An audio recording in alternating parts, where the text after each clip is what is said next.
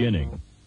Now, for the name of the Keukenhof Gardens, we have to go back to the year 1401, because at that time the Countess of Holland, Jacoba of Bavaria, van Beieren, she was living on a castle, and the Keukenhof grounds belonged to her property. And she used to go hunting here, and she used to look for vegetables and herbs in these gardens to use in the kitchen. And if you translate it literally, Keuken means kitchen, Hof means garden, so in effect it was the kitchen gardens of Jacoba van Bavaria. In 1949, a group of Dutch bulb growers developed plans to create a flower exhibition to show the variety in the Dutch bulb growing industry with a private garden type of setting. Viewing the flowers is not limited to the outdoors. 3 greenhouses on the grounds hold special expositions, and one is the largest in the world. We dare to say that Keukenhof is the biggest spring garden of Europe.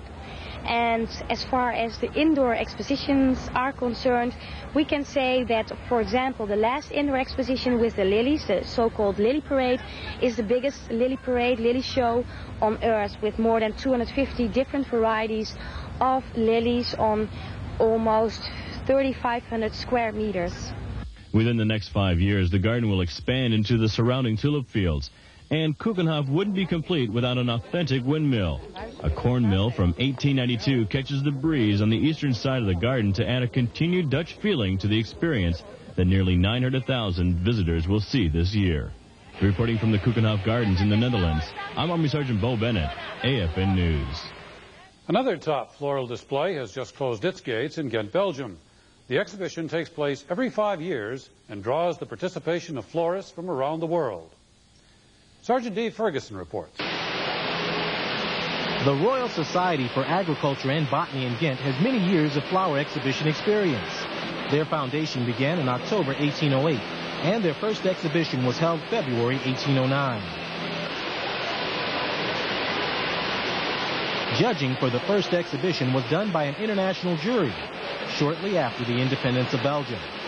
Steeped in tradition, the Foundation's first royal visitor was England's Queen Victoria in 1843. The begonia flower highlighted the exhibition 10 years later in 1853, and from 1862 until now, the azalea is still on display. In 1873, the term Florals of Ghent was first used to best describe the Royal Society for Agriculture and Botany in Ghent, and has since then come to symbolize an important event where flowers and plants of very high standards are collected and inspected by an international panel of judges. Marcel Muse is a publicist for the Foundation, and he describes one of this year's special entries to the show. In the florals this year, we have 10 countries, 15 participants. The 15 participants are coming, for example, from Kobe, Hyogo province, Kobe in Japan, with the special situation after the heartbreaking. The people decide to come to the florals for present his region on the people in Belgium, and let's say in people in Europe.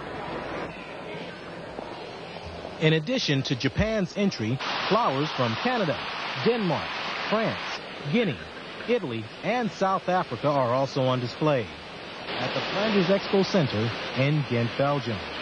Army Sergeant Dave Ferguson, AFN News. That's your